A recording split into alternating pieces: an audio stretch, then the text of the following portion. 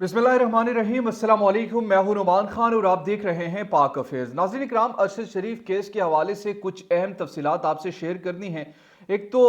ये हम बात करेंगे इस वीडियो में कि अरशद शरीफ का आखिरी राब्ता किससे हुआ था, और इसकी तफसीलात भी बड़ी अहमियत के हामिल है, चूँकि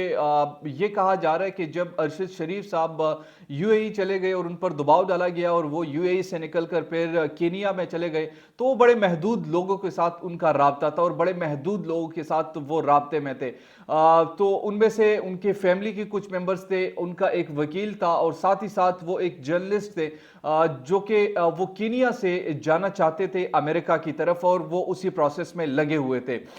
ये कुछ इनसाइड इंफॉर्मेशन है जो कि मैं आपको देने लगा हूं इस वीडियो में, खासकर अरशद शरीफ केस के हवाले से, अरशद शरीफ के हवाले से जो उनका राब्ता आखिरी मरतबा हुआ, किससे हुआ और कैसे हुआ। एक तो इस पर डिटेल से हम बात करेंगे, लेकिन उससे कबल जरा मैं आपको अब तक की जो मौजूदा सूरत हाल है इस केस से जुड़ी हुई है, क्योंकि अरशद शरीफ साहब की जसद खाकी तकरीबन पाकिस्तान के करीब पहुंचने वाली हैं, और रात के 11-12 बजे के जो दरमियानी शब हैं, उस वक्त ये पाकिस्तान पहुंचेगी। अभी दोहा उनकी जसद खाकी पहुंच चुकी हैं, नमीबिया से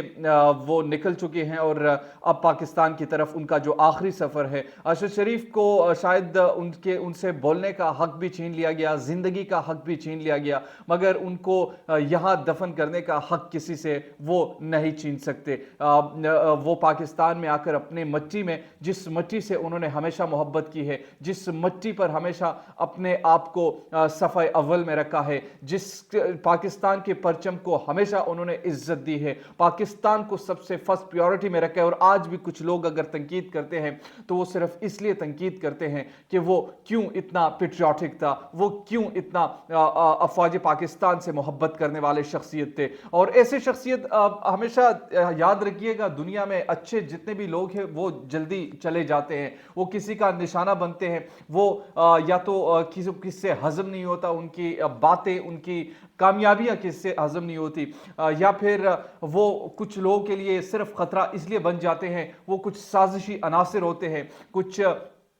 ऐसे लोग होते हैं जिनसे वो खतरा महसूस करते हैं कि हाँ यार, ये तो मेरे पोल खोल देगा, तो इस वजह से वो अपने लिए खतरा भी फील करते हैं, तो इसलिए उनको रास्ते से हटाया जाता है। अब अरशद शरीफ केस का जो आखिरी राब्ता है, ARY से वाबस्ता एक रिपोर्टर है अब्दुल कादिर साहब, उन्होंने ये कहा है कि जो अरशद शरीफ का आखिरी मरतबा राब्ता हुआ था वो हमारे ही ARY के एक रिपोर्टर जो कि अमेरिका में हमारे नुमाइंदे हैं उनसे हुआ था, और उनसे उन्हें डिस्कस किया था वीज़े के हवाले से। वो अमेरिका आना चाहते थे, वो वहाँ से निकलना चाहते थे, वो नमीबिया से निकलना चाहते थे, जिसकी वजह से